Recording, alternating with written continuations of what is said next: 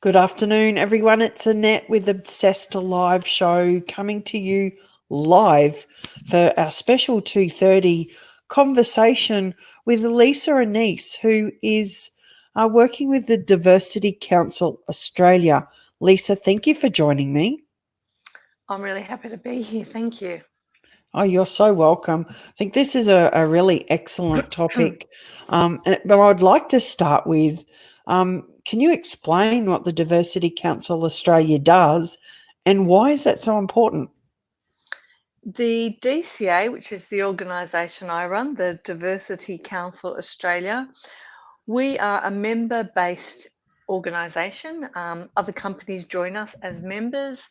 We've been around for about 30 years. Initially, when it was established by the Chamber of Commerce and the Business Council, it was in rejection to the Hawke government's affirmative action legislation. And it was business saying, we don't need government interfering into all the things we're doing. We can manage our workforce numbers very well. Thank you very much. It has since really changed into a very different organisation. We are the peak body in the country for helping organisations create more diverse and more inclusive workplaces. And the diversity part is important because historically, there's been a certain type of person who's been able to be successful in Australian businesses, in Australian government, indeed across the globe. And so someone who's diverse to the sort of dominant group could be anyone from a woman in leadership, people with culturally or linguistically diverse backgrounds, people with disabilities, people who are LGBTIQ plus as their identity, mature age workers or very young workers, people with mental health and wellbeing issues, and Aboriginal and Torres Strait Islander Australians. So the idea is that we know in Australia there are all these different types of people with different identities who've all got something really valuable to give. But if you look at the top echelons of business, of government, indeed most industries, what you'll find is a very narrow group of people. It's a certain type of person in business. It tends to be a white Anglo-Celtic, straight and able-bodied man who dominates that group. And what we want to understand is why. So we support our members by producing evidence-based research.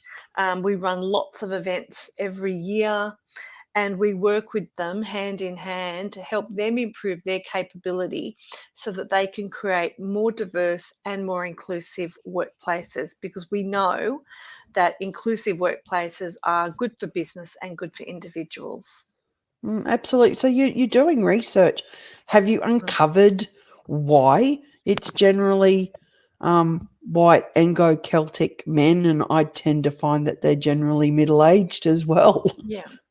Well, it's historical. The workplace of today wasn't invented today. It was invented in the industrial era when we had factories and we were making widgets, and women weren't allowed to work. And certainly if you had a child, you couldn't be anywhere near a workplace.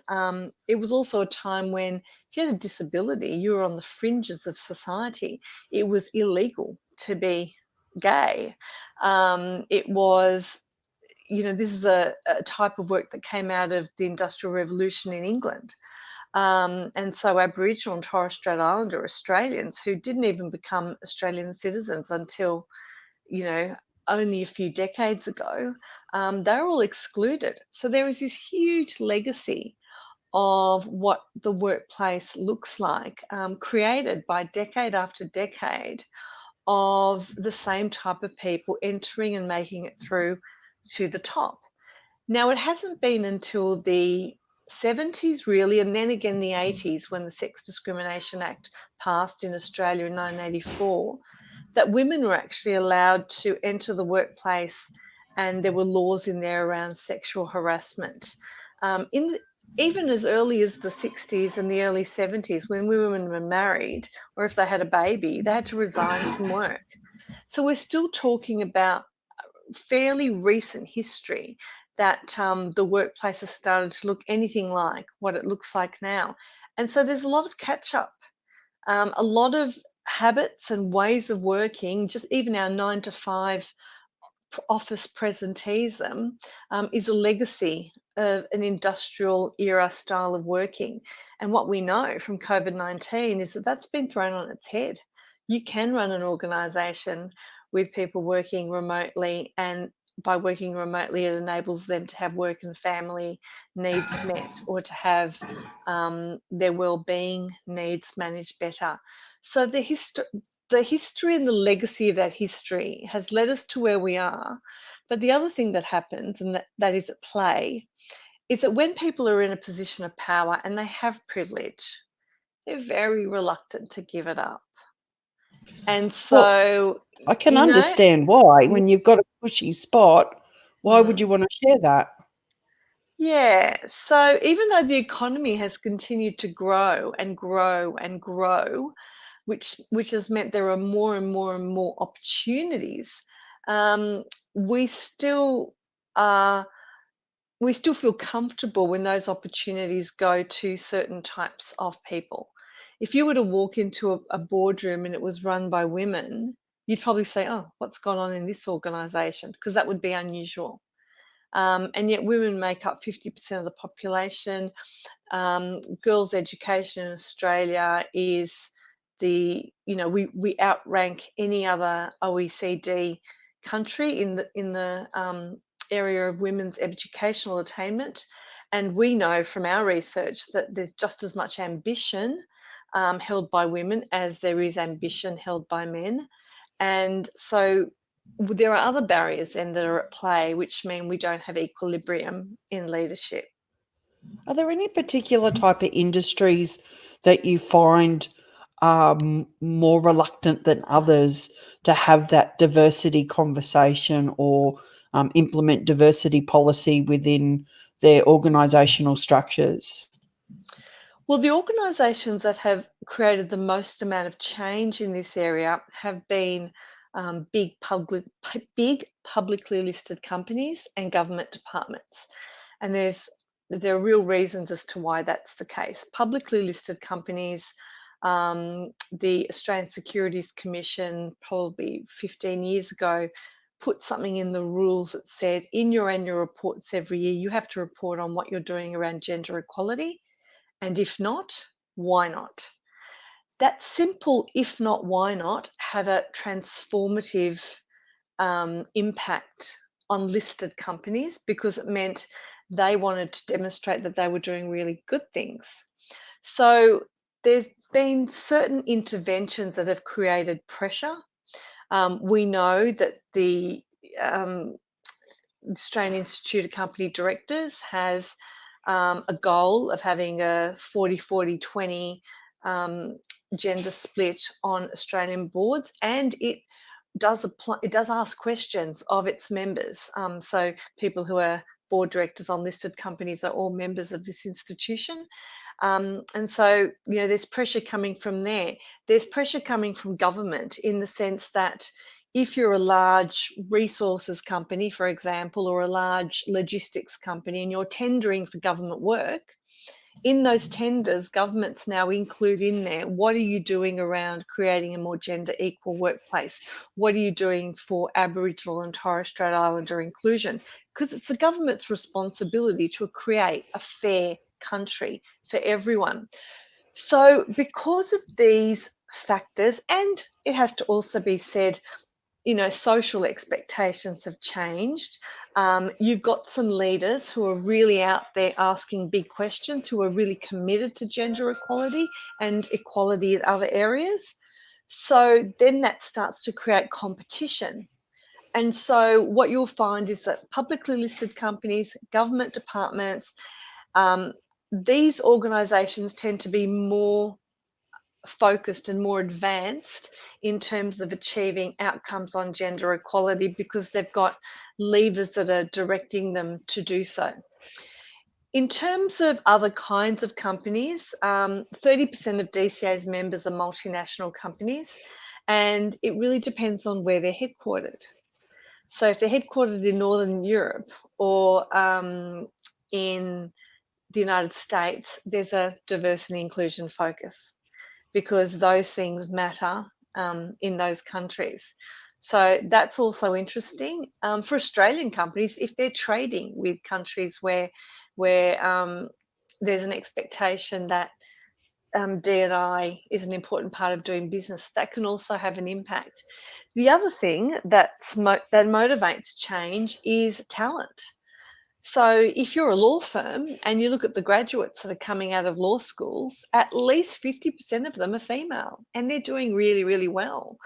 And so if all you did was recruit the male lawyers, you'd be overlooking a huge opportunity for the most talented members of staff.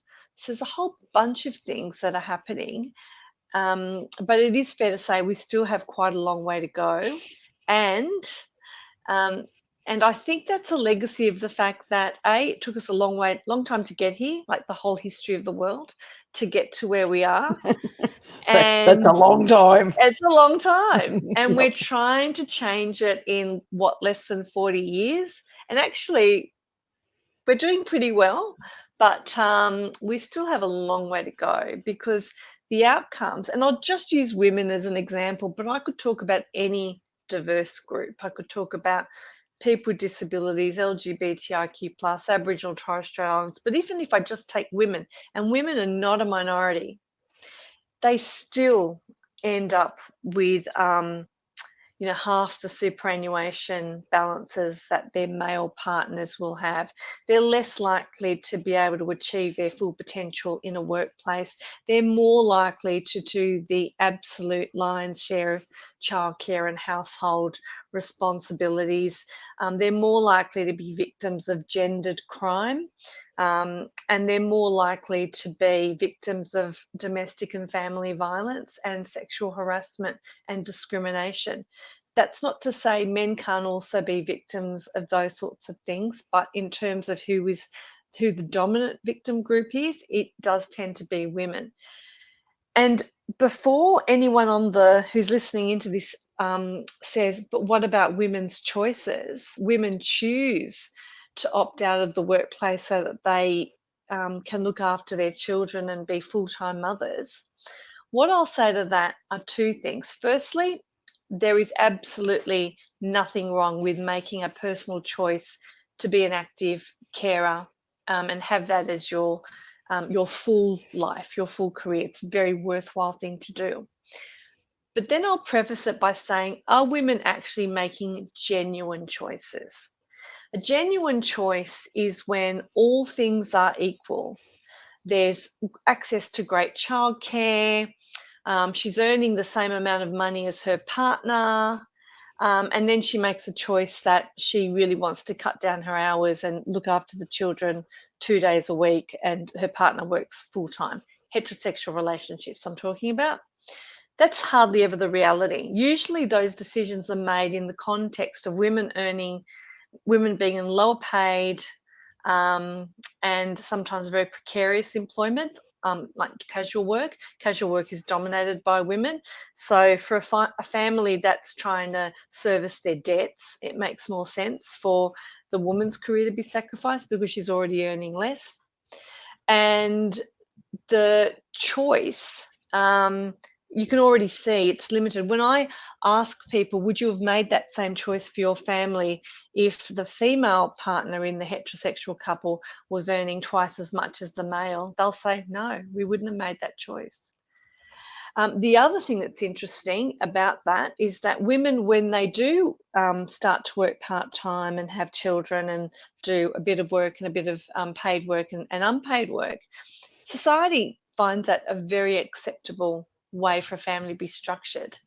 Turn the table, have the woman work full-time and the man be at home, or work a bit at home and a bit in paid work.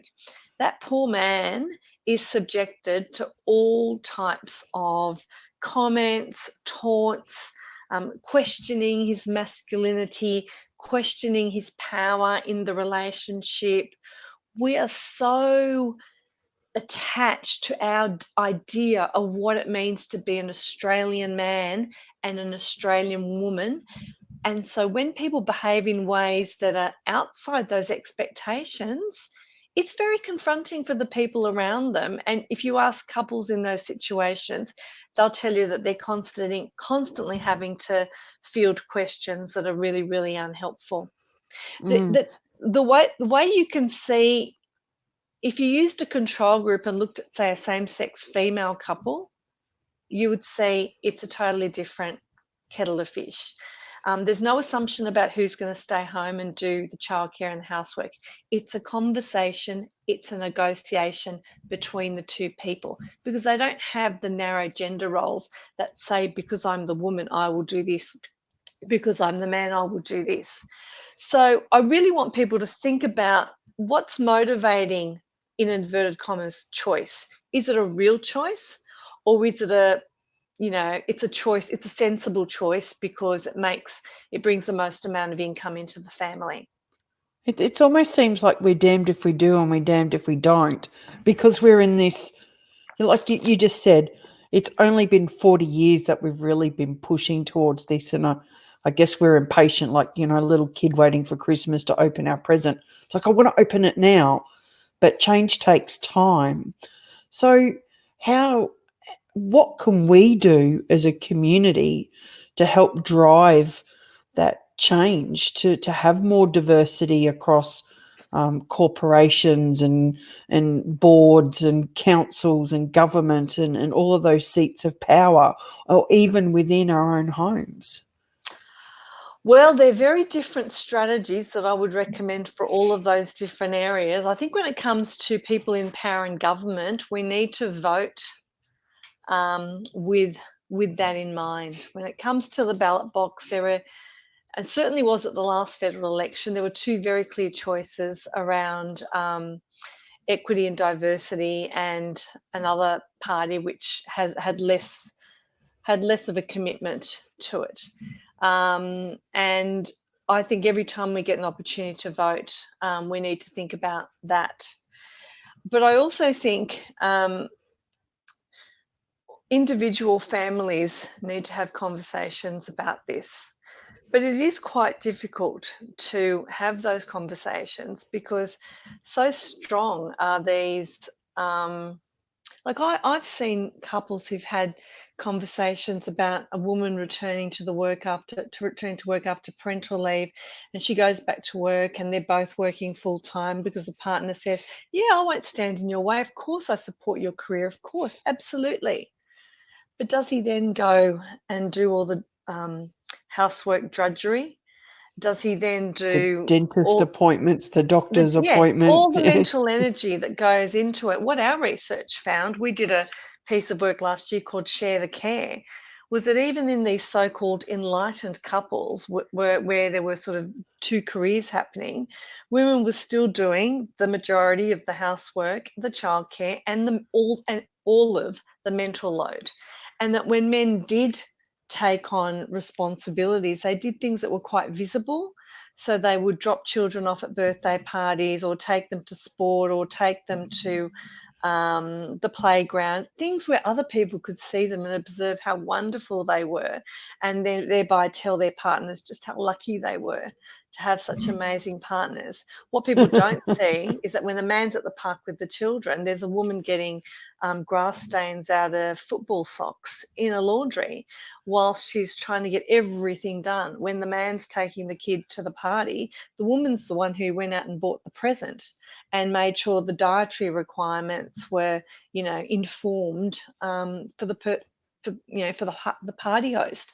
That, of course, I'm generalising, but Yes. the research does support that. Women take on the lion's share of caring, and when they work, they still don't give up a lot of that. And that's because if they don't do it, it just doesn't get done.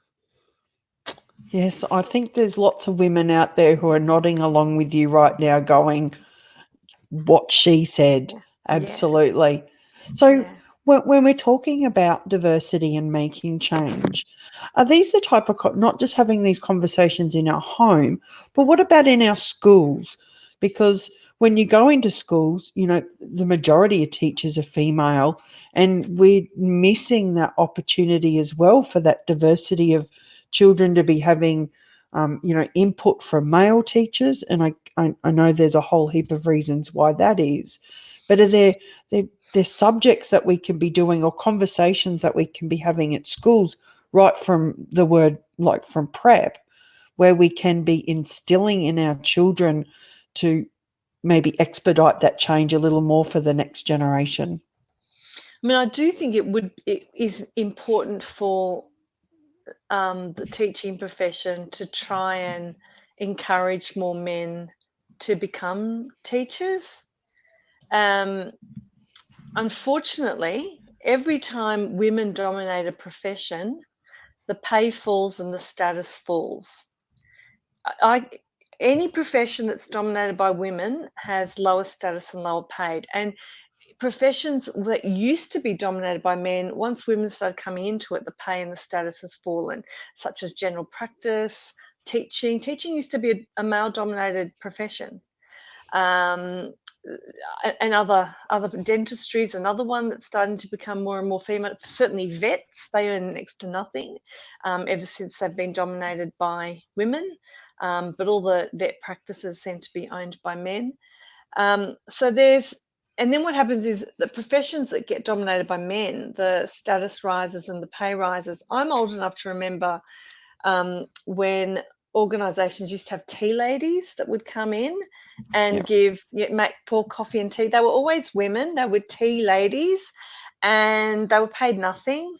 And now we have baristas who tend to be mainly men, and we're very happy to pay $5.60 for a latte. It's the same job.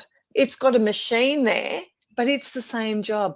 But now you got to get a qualification, and it's a bit more, it's got a professional title and all of that. I mean, it seems like a silly example, but certainly if they improve the pay and the status of the teaching profession, you would see more men be attracted to that profession. And it's interesting because during COVID-19, what were the professions we were talking about that were vital? People were struggling with homeschooling their kids. We were talking about nurses. We were talking about people who work in our supermarkets on casual wages. We were talking about professions that were dominated by women. And I suppose when you whittle it all away, in a society, they are the really critical professions. Childcare workers, um, they're paid nothing. So men who probably feel that it's probably beneath them that they'll never be able to support a family if they became a childcare worker, and yet we do need more young men involved in the education and the raising of our children, because they're important parts of children's lives, in the same way that we need women to be more engaged in professions that have traditionally, and for no reason, been male dominated. Law was a male dominated profession for a long time. Still is in the court system, but in the professional services, provision of legal services, it's really starting to change at the junior level at least. There's still a long way to go at partnership level, but it's starting to change a bit there. But if you look at any other profession that's dominated by women and you see a man enter that profession, the opposite happens to him than would happen to a woman in a male-dominated profession. There's what we call the glass elevator. He just rises to the top. You see it in fashion, you see it in makeup, you see it in hair, you see it in cooking. You're so right. And then, like you always see, particularly I find with conversations around domestic violence and, those type of gender violence against women, that you'll have the men come out and go, but it's not all men. But what about us? This happens to us too. Yeah. And it almost detracts from the importance of having that conversation when we go, oh, but what about me? Yeah. How do we how do we balance that conversation by going, actually, this is really important because we've got a whole generation of, I know that we're focusing on women here because, if you have a disability, you're screwed. I've got a son with autism and his journey through school is like, a worry about his employment future. If you aren't male or female, you're non-binary. There's all of these people that we're ostracizing almost because they're not the same as everybody else. Yeah, I mean, it's absolutely true. And when you get that pushback, so for example, if we have a conversation around domestic and family violence and use the data provided by um, the crime statistics produced by the police, um, it's unimaginable, but it happens that some men get very upset and say, well, not all men are violent, and some men are victims too. And to that I say, I know. Yes, that is true. Not all men are violent, and yes, some men are victims of violent crime. Um, but if you need to take a statistical approach, and in doing that, you can see that the majority of family violence is perpetrated by men against women and other men. So even when men are victims of violent crime, that crime is usually being perpetrated by a man. Not always, there are exceptions, but usually. Um, we also know that women are the major victims of gendered crime.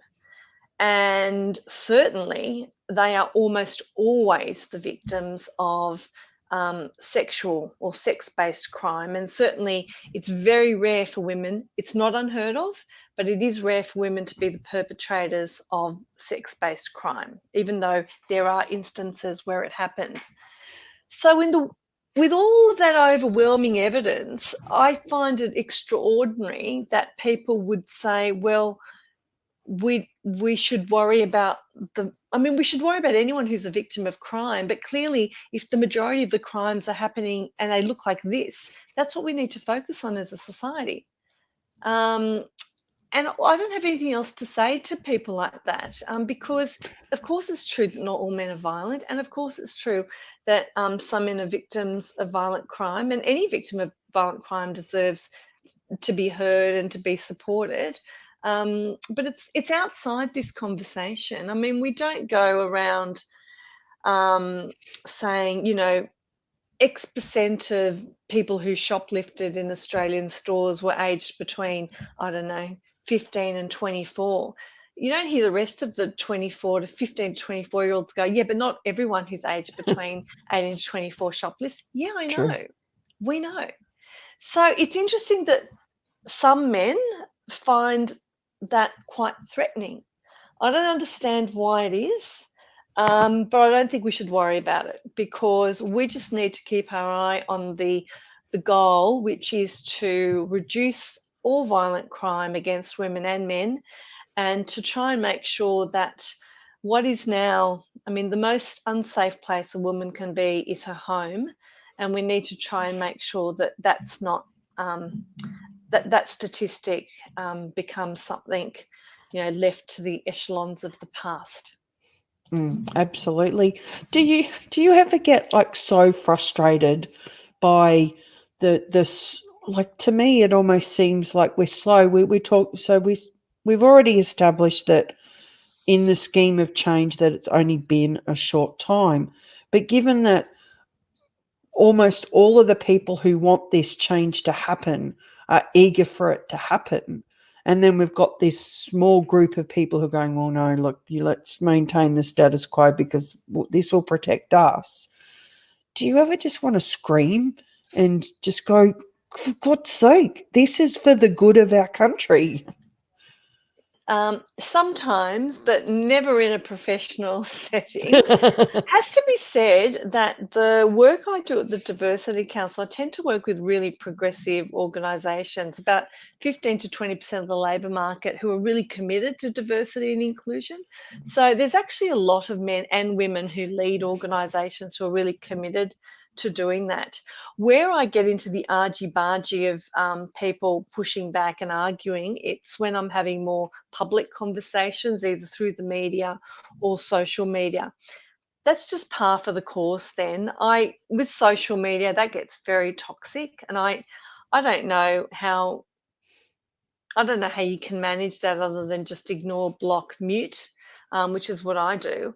But if I'm meeting someone and they're in my personal circle and they challenge me on something, then yeah, I can get really quite angry and annoyed. And I tend to find that, unfortunately, this is sad but true. If, for example, I heard a group of people, a group of men talking in a sexist way, and I said something, I would probably be said, "Oh, Lisa, you can't take a joke. I'll lighten up. Stop being such a ball breaker. Oh, Jesus, what are you going on about? I'm only joking. You haven't got a sense of humour." I have a husband, and we've tried this experiment. If he turns around and says, "I really find the things you're saying really offensive. I've got 3 young daughters and I find that language really sensitive." Silence, deathly silence, respect, and a change in behavior immediately. So sometimes having allies from the other team are a really effective strategy to closing things down. And we have to always remember that. I mean, this is why allies are important. Allies for our gay and lesbian brothers and sisters are important, because if it always has to come from the person in the group, it's exhausting, it's overwhelming, and they're an easy target. But when it comes from someone else, in this case, my husband, a straight white man, everyone respected what he said and thought, "Oh, it must be offensive what we're saying," and they stopped talking. I know that's quite tragic, but that's actually the strategy behind a lot of initiatives. I don't know if you've heard of the Male Champions of Change. I have an Okay, so that's the awesome whole point. organisation. Yeah, so that's the point behind what they're doing. If men call out sexist behavior, other men will listen to them much more likely than if women call it out. If straight people call out homophobic behavior, other people will listen to them more. If Anglo-Celtic people call out racism, that will be heard more than it will be if it came from the group that was affected by racism. If people with disabilities, it's exhausting for them to constantly have to educate and correct people, but they need advocates, not because they need us, but because other people are more likely to change their opinion if someone who is able-bodied or who is neurotypical, as in your son's case, is able to explain to someone, "No, there is nothing really wrong with my son," for example. He just processes information in a different way. He's not being rude. The noise just bothers him. That's why he's wearing his headphones. It helps to have the advocate outside the group. But often it's hard to get advocates motivated because they've never experienced the discrimination or the homophobia or the racism or the terrible comments around disability. So they don't even hear it sometimes. So you have to, I mean, I've trained my husband over many years. I've pointed things out. That's sexist. You should say something. Good That's job. racist. You should say something. And over time, he now hears it. But it sometimes needs to be pointed out to people to help them understand why something is a bad why something should be challenged. And we should always try and challenge language. Language is movable. Just because, language changes its meaning all the time. And so we always need to be aware and to keep moving forward.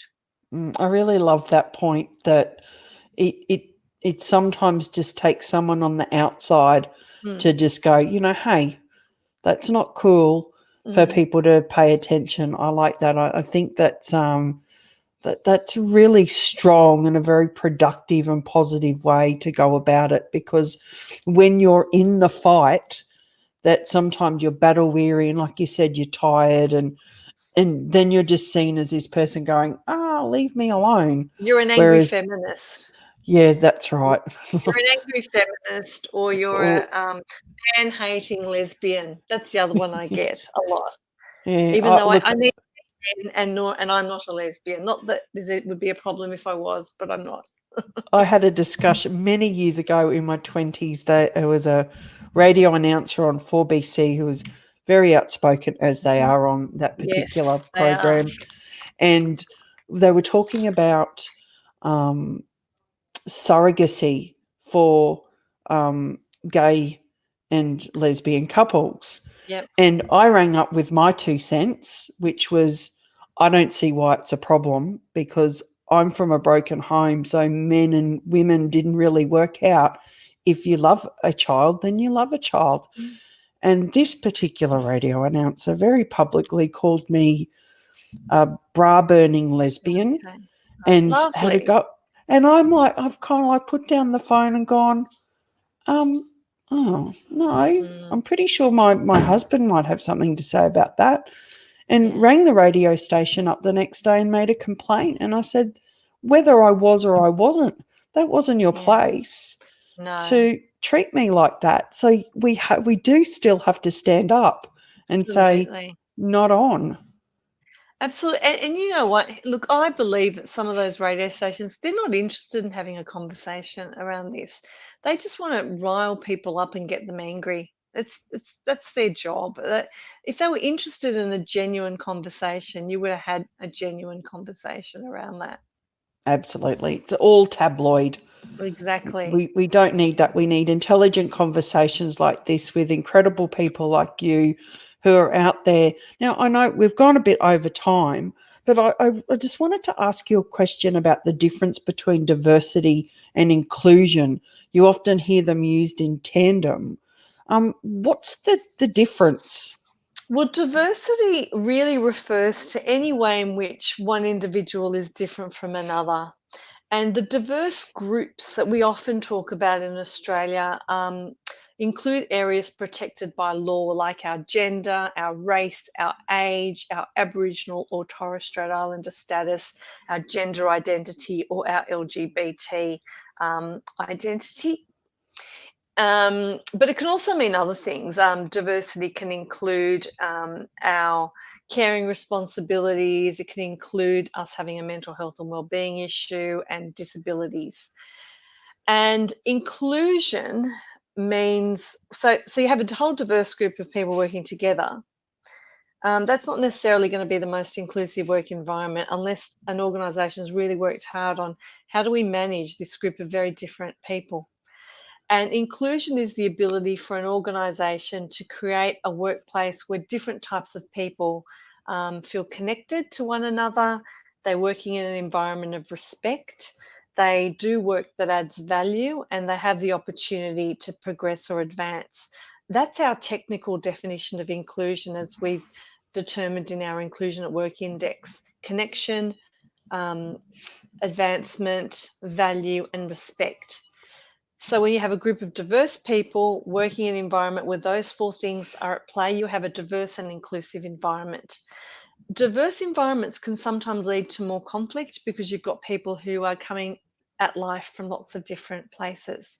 So it's really important not just to focus on diversity, but to focus on inclusion with diverse groups of people, because that's when you'll get all the benefits from having a really diverse organisation. You'll have greater capacity for problem solving, more creativity, more engagement, and all the other business benefits. But it's a skill.